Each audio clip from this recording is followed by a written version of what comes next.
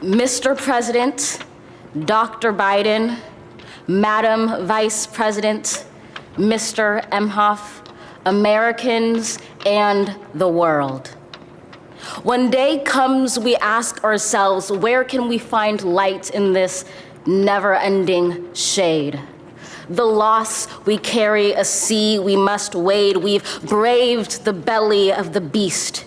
We've learned that quiet isn't always peace, and the norms and notions of what just isn't always just is.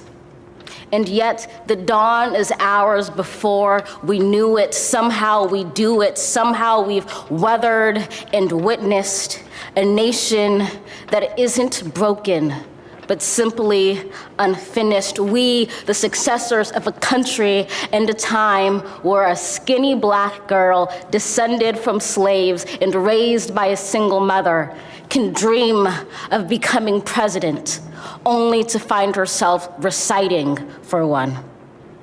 And yes, we are far from polished, far from pristine, but that doesn't mean we are striving to form a union that is perfect.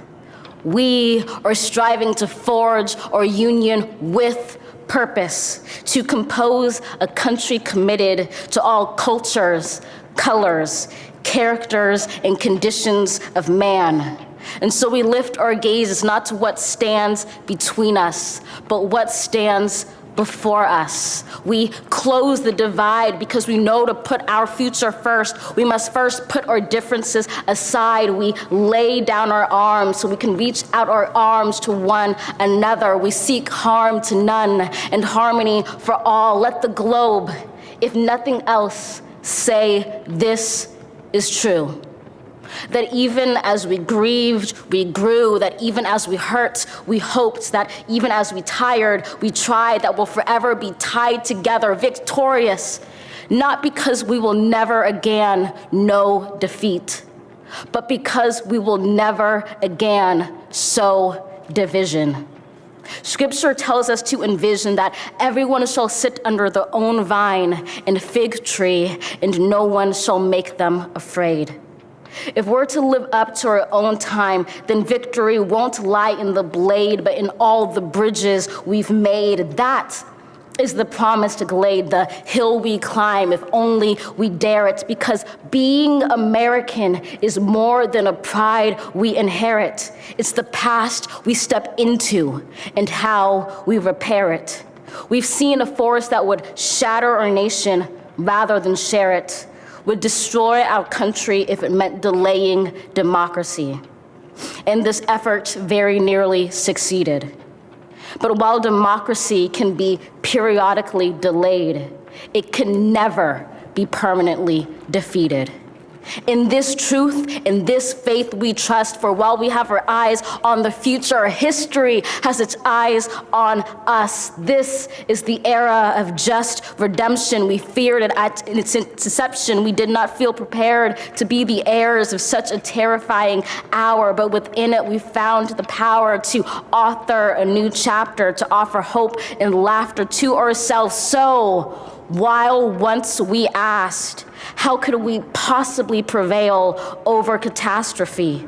Now we assert, how could catastrophe possibly prevail over us? We will not march back to what was, but move to what shall be, a country that is bruised but whole, benevolent but bold, fierce and free. We will not be turned around or interrupted by intimidation, because we know our inaction and inertia will be the inheritance of the next generation. Our blunders become their burdens. But one thing is certain: if we merge mercy with might and might with right, then love becomes our legacy and change our children's birthright. So let us leave behind a country better than the one we were left. With every breath from my bronze-pounded chest, we will raise this wounded world into a wondrous one. We will rise from the gold-limbed hills of the West. We will rise from the windswept Northeast, where our forefathers first realized revolution. We will rise from the lake-rimmed cities of the Midwestern states. We will rise from the sun-baked South. We will rebuild, reconcile, and recover in every known nook of our nation, in every corner called our country. Our people, diverse and beautiful, will emerge battered and beautiful. When day comes, we step out of the shade, aflame and unafraid. The new dawn blooms as we free it. For there is always light if only we're brave enough to see it, if only we're brave enough to be it.